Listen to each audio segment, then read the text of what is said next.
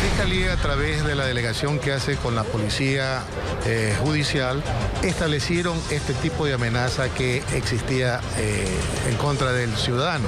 Juez confirma que Daniel Salcedo Bonilla, principal implicado en una red de corrupción en hospitales públicos, ha recibido amenazas de muerte. Policía blinda el hospital Guayaquil, donde se recupera. 23 casos de síndrome inflamatorio o mal de Kawasaki se atendieron en el hospital Roberto Gilbert de Guayaquil. Médicos hacen un llamado a los padres por el avance de la enfermedad que está relacionada al coronavirus. El cuerpo de una niña de 10 años apareció flotando en un estero del sur en Guayaquil. La policía investiga si la menor se ahogó o la habrían asesinado. En lo internacional, Estados Unidos rebasa la cifra de 2 millones de contagios por coronavirus. Otros países del continente advierten con retomar medidas de confinamiento si la pandemia se extiende. En los deportes, Liga de Portoviejo y Olmedo son los únicos equipos que no pueden retomar los entrenamientos. Conozcan los motivos. Las noticias en Televistazo con Tania Tinoco y Denise Molina.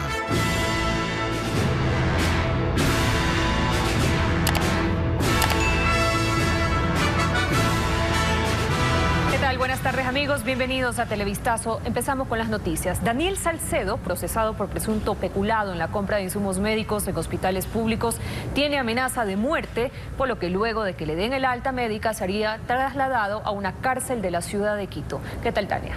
¿Qué tal, Denise? Amigos televidentes, Merlin Ochoa nos informa que más de 60 agentes resguardan el lugar, vestidos de civil y uniformados para evitar que lo asesinen. En el hospital público Guayaquil, ubicado en el suburbio de la urbe, la seguridad se ha reforzado.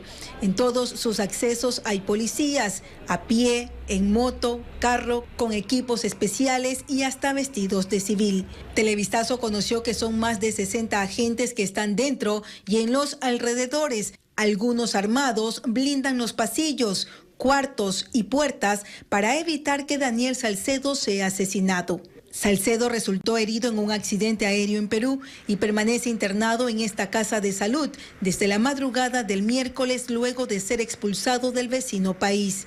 Es procesado por peculado vinculado a una red de corrupción que adquirió insumos médicos con sobreprecios para los hospitales del IES de Guayaquil. Se lo ha considerado pieza clave para identificar más actos de corrupción en los que no se descarta la participación de funcionarios públicos.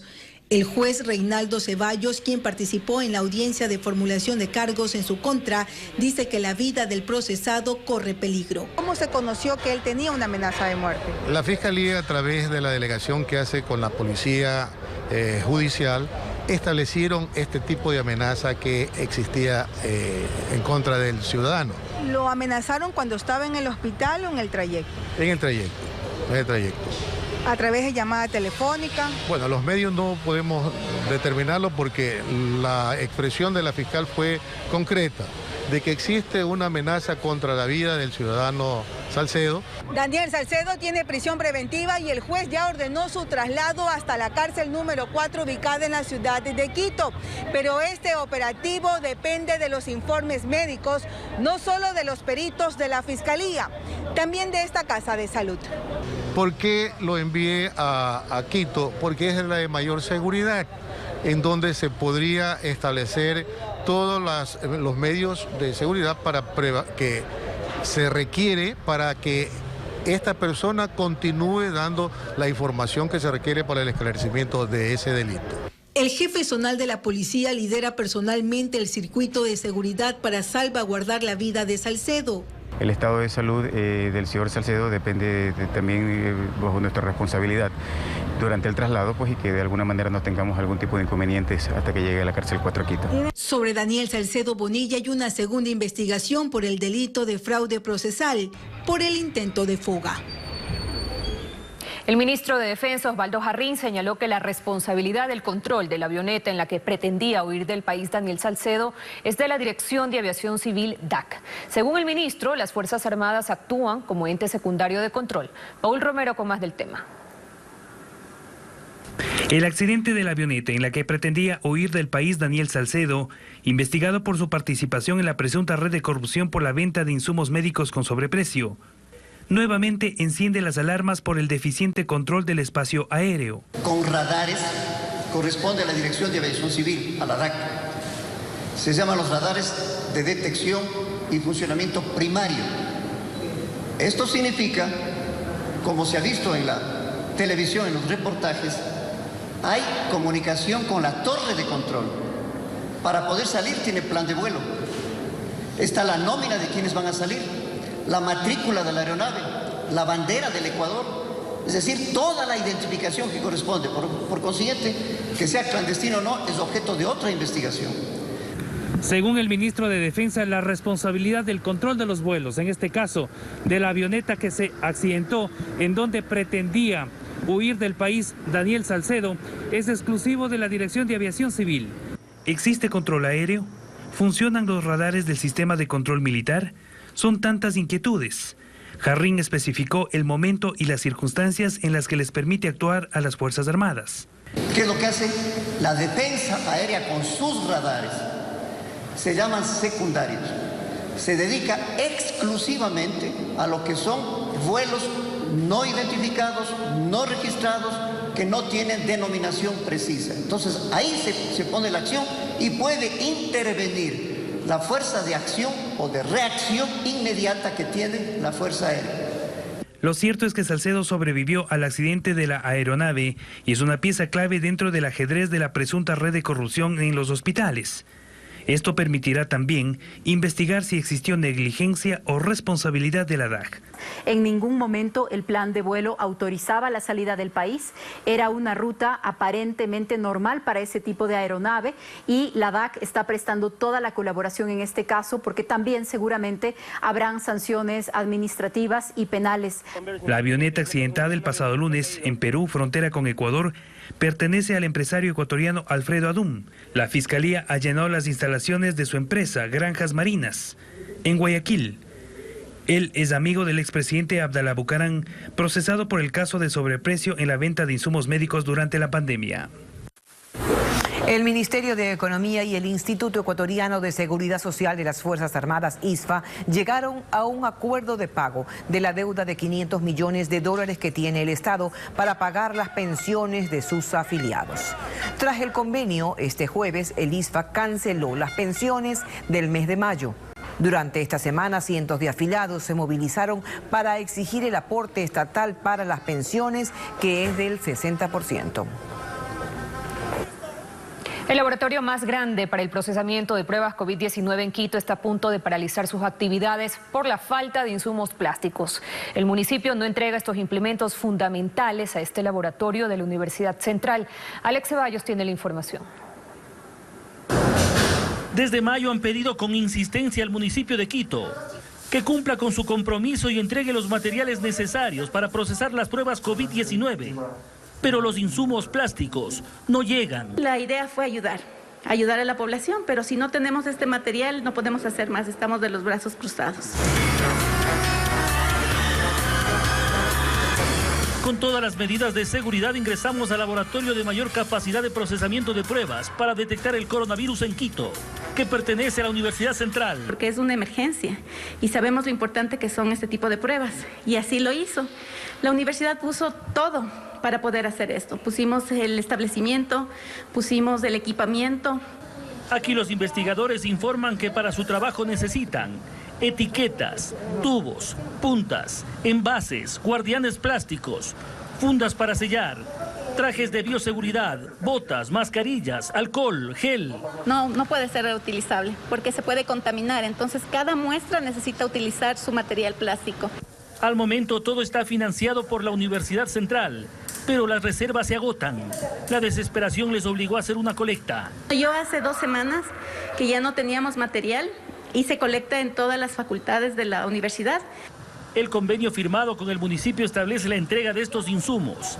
Así lo explica el rector de la universidad. Lamentablemente parece que se descuidó la adquisición de los insumos complementarios, porque hay 2 kits que son cruciales, pero para poder procesar las pruebas se necesitan materiales complementarios que no habían sido adquiridos por el municipio de Quito. Este Instituto de Investigación de Biomedicina de la Universidad Central tiene capacidad para hacer 300 pruebas al día a través de un proceso complejo que inicia con el registro de la muestra que trae el municipio. Luego se lo encapsula. Posteriormente, cada muestra es ingresada a una máquina molecular. Aquí se le extrae el ARN. Finalmente, otra máquina obtiene el resultado.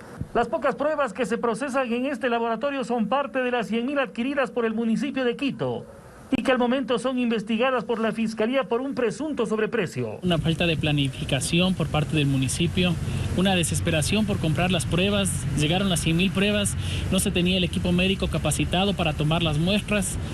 En las primeras semanas no se avanzó casi nada. Al día de hoy no se ha transparentado cuál es el número real de muestras que se han tomado. Al momento en Quito se registran 4.500 contagiados con coronavirus. Este laboratorio tiene materiales hasta esta semana para procesar las pruebas. El lunes, las actividades podrían paralizarse. Y atención a esta información, desde marzo hasta la fecha se han atendido 23 casos de síndrome inflamatorio o mal de Kawasaki en el Hospital Roberto Gilbert de Guayaquil. Estefanía Arias preparó un informe con las voces de expertos en la salud pediátrica, quienes hacen un llamado a los padres debido al avance de esta enfermedad relacionada al coronavirus. Aun cuando son los que menos han salido de casa, la pandemia se ha convertido en un riesgo para los más pequeños de la familia, pues los niños presentan síntomas que pueden confundir a los padres. Así lo explica la pediatra infectóloga del Hospital de Niños Roberto Gilbert en Guayaquil, Mildred Zambrano. Los primeros casos que tuvimos fueron con mucho dolor abdominal y fiebre, que nos llamó la atención porque impresionaba que eran cuadros de apendicitis aguda o peritonitis y finalmente terminaron siendo cuadros inflamatorios muy severos asociados a COVID. En el Hospital de Niños Roberto Gilbert de Guayaquil han atendido durante la emergencia sanitaria a 190 menores sospechosos de coronavirus. De estos, 102 fueron confirmados a través de pruebas epidemiológicas y 5 de ellos fallecieron. Una situación que no varía en el Hospital de Niños y Casa Bustamante. 160 menores llegaron con síntomas relacionados a la COVID-19 y algunos estuvieron en terapia intensiva. Le podría indicar que durante todo este tiempo hemos tenido niños que sí han necesitado ventilación mecánica, pero lo hemos podido manejar en esta misma área porque hemos querido evitar la transmisión hacia las otras salas de hospitalización. Pero estas expertas en la salud recomiendan no tomar a la ligera esta enfermedad, pues tienen casos en que los niños que han tenido COVID-19 han desarrollado un síndrome inflamatorio, conocido como Kawasaki. A esta enfermedad ligada con el coronavirus se la puede diferenciar por los siguientes síntomas: fiebre alta, lengua y ojos rojos e hinchados, erupciones en el cuerpo y manos y pies hinchados con enrojecimiento. En el Hospital Roberto Gilbert de Guayaquil han registrado de marzo a junio 23 casos de este síndrome. Nuestro pico máximo fue en el mes de mayo. Tuvimos el 60% de ingresos y eso fue el tiempo en que más tuvimos pacientes con síndrome de respuesta inflamatoria multisistémica. Por lo que parte de sus recomendaciones es que aún estando en semáforo amarillo, lo mejor es que los niños permanezcan en casa, evitar que compartan juguetes y lavar siempre sus manos con agua y jabón.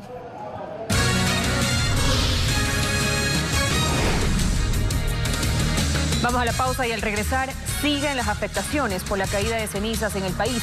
Anoche, un vuelo de la aerolínea estadounidense Spirit no pudo aterrizar en Guayaquil.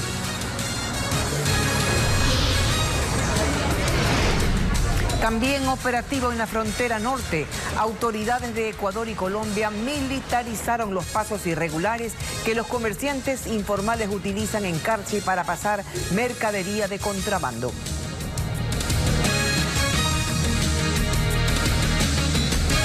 La atención de más de 3.000 pacientes con insuficiencia renal está en riesgo.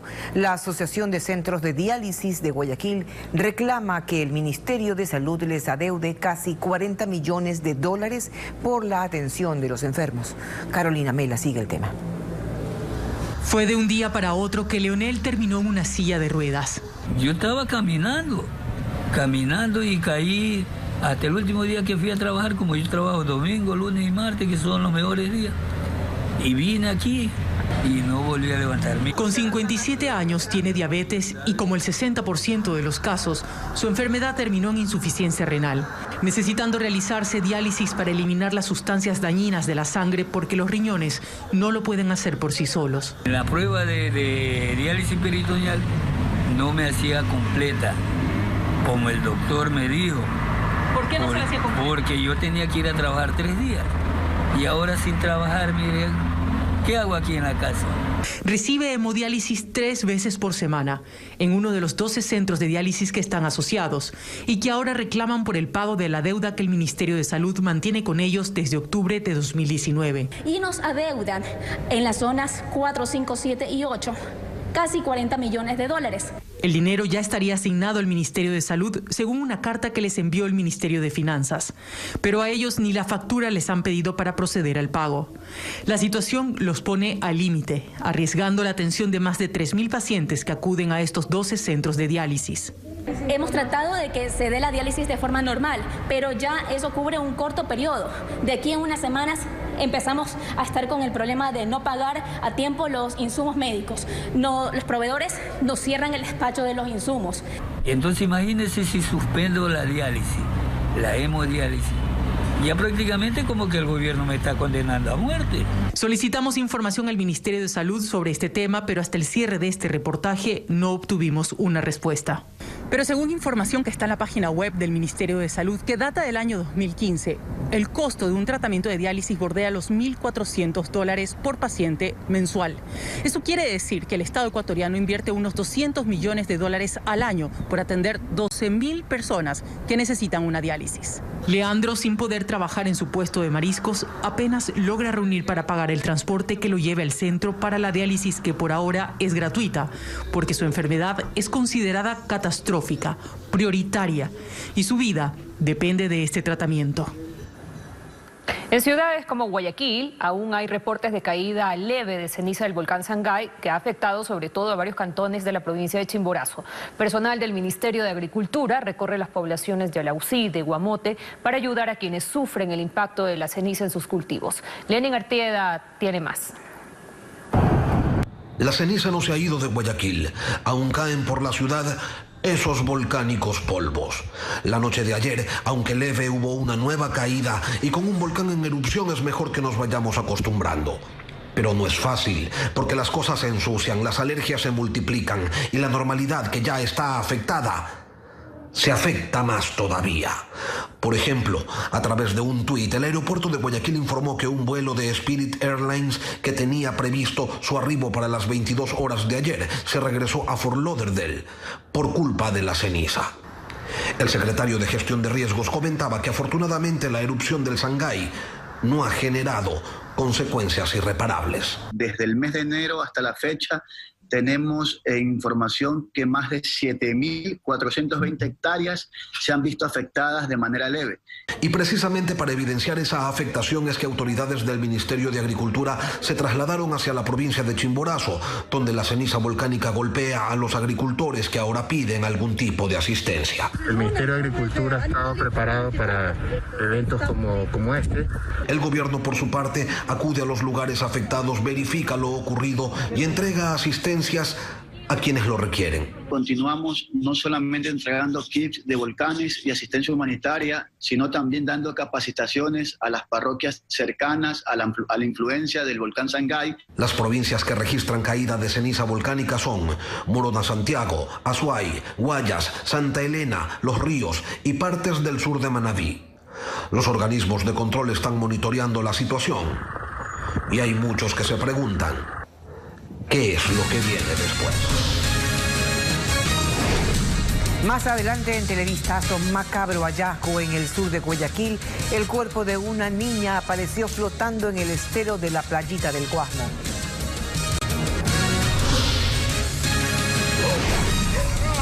Además, de 10 a 15 dólares cobraban por un salvoconducto falso.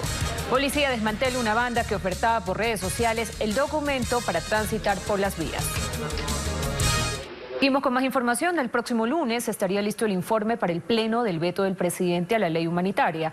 Así lo anunció la Comisión de Desarrollo Económico de la Asamblea. Sin embargo, temen que por la falta de votos, las observaciones del mandatario entren en vigencia sin la posibilidad de cambios. Patricio Díaz con el informe.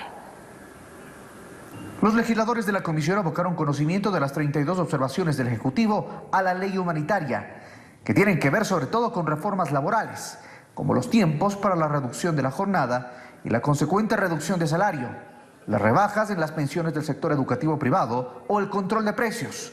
Alianza País, Creo y otros que apoyaron la norma no ven cambios profundos. Pienso que el espíritu de la ley en medidas de solidaridad, en medidas para la reactivación de la economía, no dista de lo que salió de la Asamblea Nacional, se mantiene ese espíritu, más bien se aclaran ciertos temas.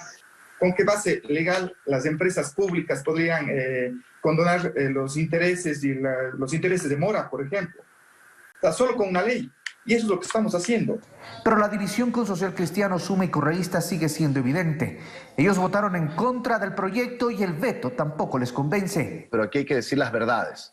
Esta ley no cambia absolutamente nada lo que está ocurriendo hoy día en el país. Esta ley es un Frankenstein. El veto en muchos de los aspectos no mejora, sino complica más la precaria situación, por ejemplo, de los trabajadores.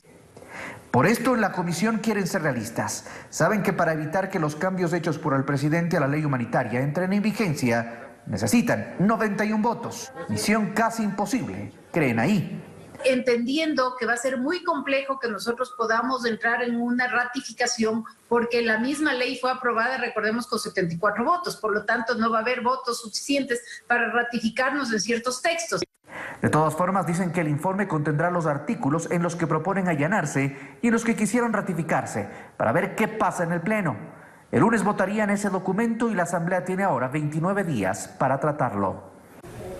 Ejército, Policía y Aduana de Ecuador y Colombia llegaron hasta varios pasos informales que conectan Tulcán con Ipiales para evitar que sean utilizados como cruces clandestinos. Varios de los comerciantes que transitan por el lugar protagonizaron un plantón solicitando la reapertura del puente internacional de Rumichaca.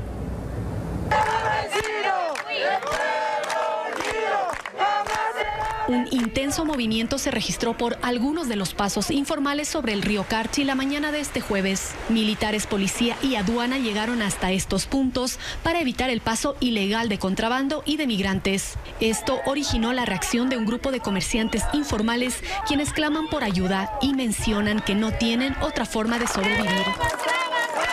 Tengo 6 hijos que dar de comer, no como para que cojan y nos cierren. Si aquí no ganamos mucho, lo poco que ganamos y arriesgando nuestras vidas. Eso, vivimos del día a día, nos arriesgamos y no es fácil coger y cargar y irse, es duro. Este es uno de los pasos sobre el río Carchi por donde migrantes y comerciantes arriesgan sus vidas ingresando al río para cruzar hacia territorio colombiano. El río Carchi es el límite entre Ecuador y Colombia y para llegar allí existe una serie de senderos que son utilizados para cruzar la frontera y que hoy fueron militarizados por los dos países.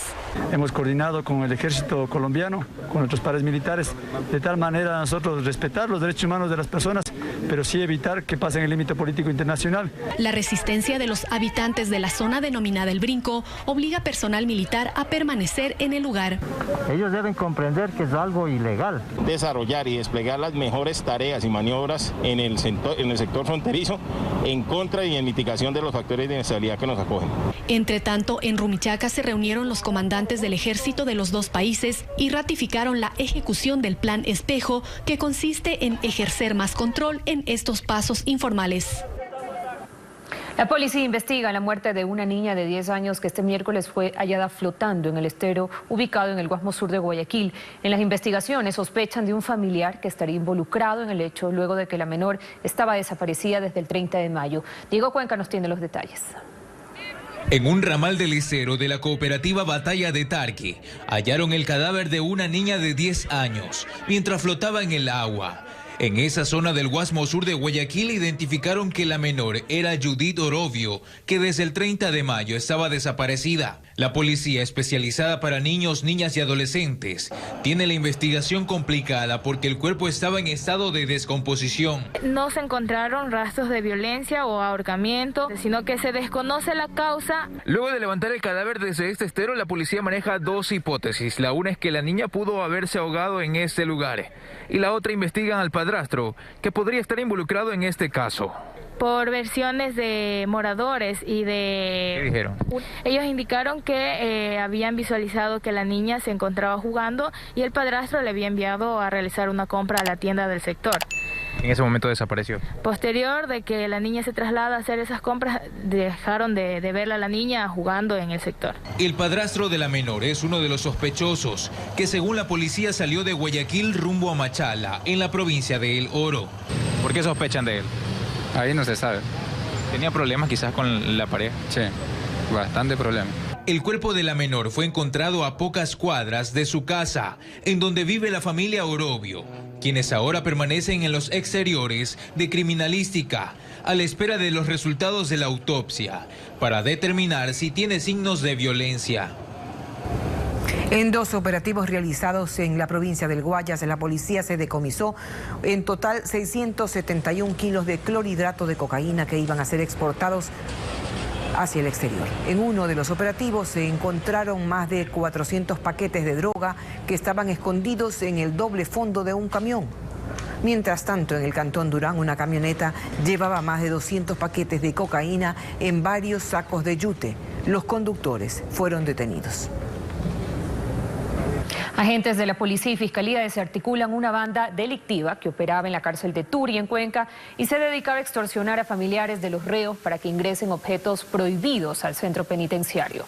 Se realizaron 5 allanamientos en las provincias de Azuay y Santo Domingo de los Áchilas, en los que se detuvieron a 7 personas, entre ellos 2 policías en servicio activo, 2 guardias de seguridad y 3 mujeres que expendían la droga en los alrededores de la cárcel. Entre las evidencias encontradas están celulares, una computadora y armas de fuego. 12 personas fueron detenidas en la provincia de Manabí por comercializar salvoconductos falsos. Durante los allanamientos, la policía decomisó computadoras y otras evidencias utilizadas para la elaboración de los documentos.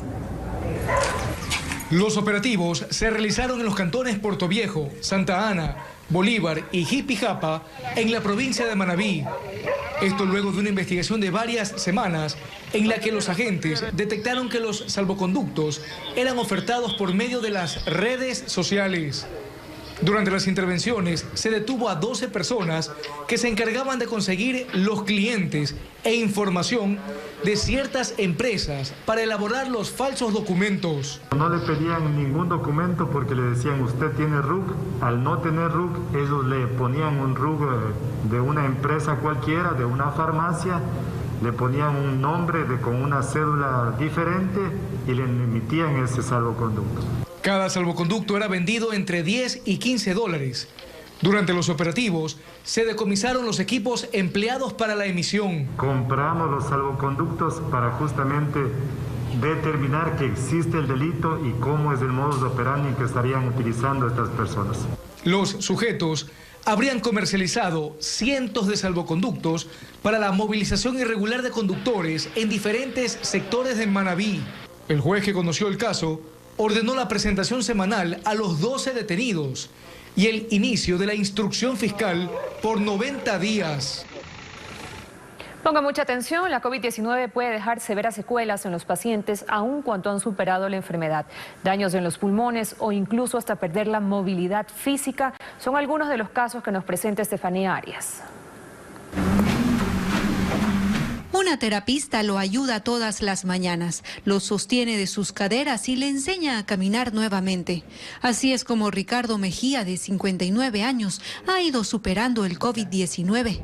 Y es que él volvió a nacer. Mi esposa y mis hijas se contagiaron. Gracias a Dios, mis 2 hijas.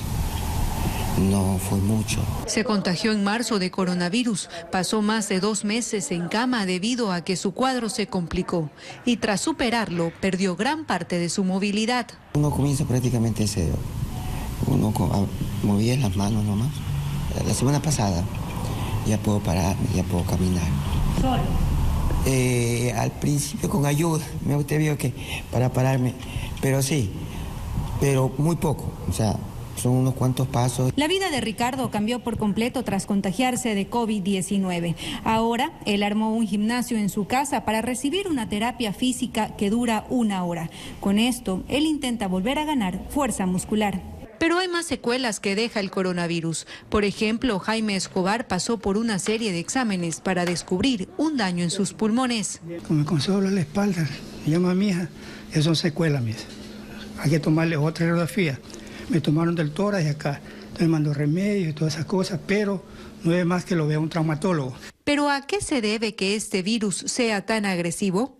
El médico intensivista John Cuenca nos explica. Se creía que era únicamente pulmonar, es una inflamación, lo que produce una inflamación sistémica. Entonces va a producir lesiones pulmonares, cardíacas, cerebrales. Por lo que si usted fue parte de los más de 44,000 contagiados en el país, ponga mucha atención a su salud.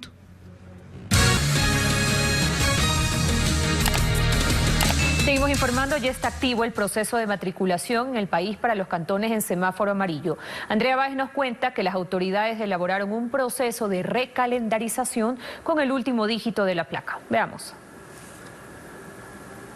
111 cantones que se encuentran en semáforo amarillo deberán acogerse al proceso de matriculación vehicular a partir del mes de junio. Así lo dio a conocer la Agencia Nacional de Tránsito.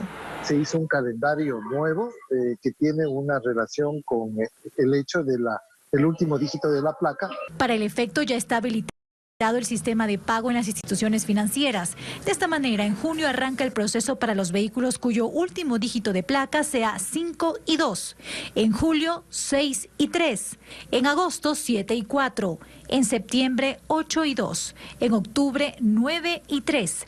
En noviembre, 0 y 4. Y en el mes de diciembre, todos los vehículos rezagados. Para poder cerrar el ejercicio fiscal y que todas las personas puedan matricular sus vehículos sin ningún problema, en diciembre se va a poder matricular nuevamente el 2, el 3 y el 4, ¿sí?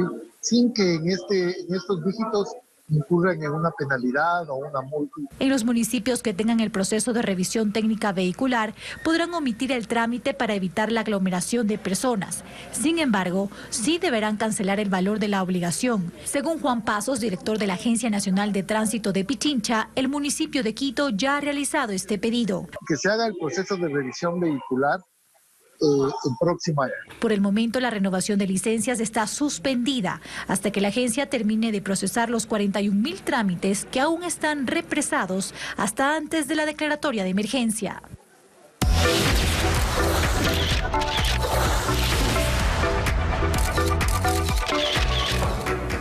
Andrés Cepeda y Fonseca finalizaron el álbum titulado Compadres desde sus casas. Ana María Palacios conversó con Fonseca sobre este estreno. El dolor de tu adiós fue difícil dejar atrás, porque yo en verdad te amé. Andrés Cepeda y Fonseca no solo les une la pasión por la música. Ambos artistas son amigos que han recorrido países en una gira juntos. Te veo pagándolo todo. Ahora finalmente cumplen su sueño y presentan su álbum Compadres. Tanto Andrés como yo estamos muy contentos y muy orgullosos de este álbum. Fue un álbum al que le trabajamos fuertemente, un álbum que escribimos además entre los dos, que produjimos también entre los dos y que de verdad que nos alegra ya tenerlo afuera, que la gente lo pueda disfrutar y poderlo compartir.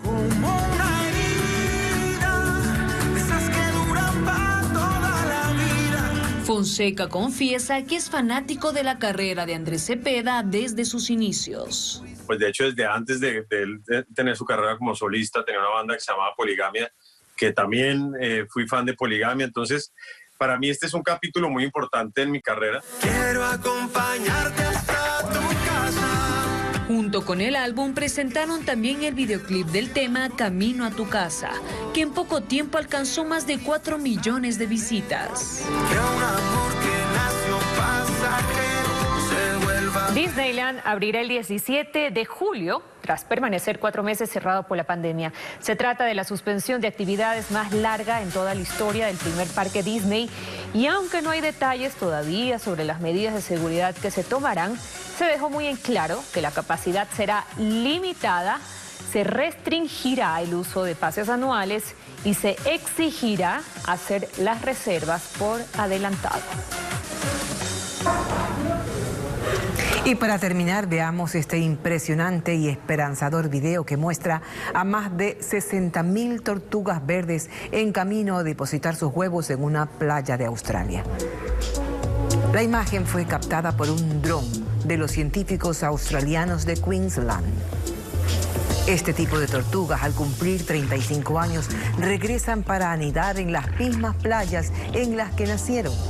Y esta vez, los reptiles se congregaron en la Gran Barrera de Coral. Las tortugas verdes son conocidas por migrar largas distancias para alimentarse y poner sus huevos.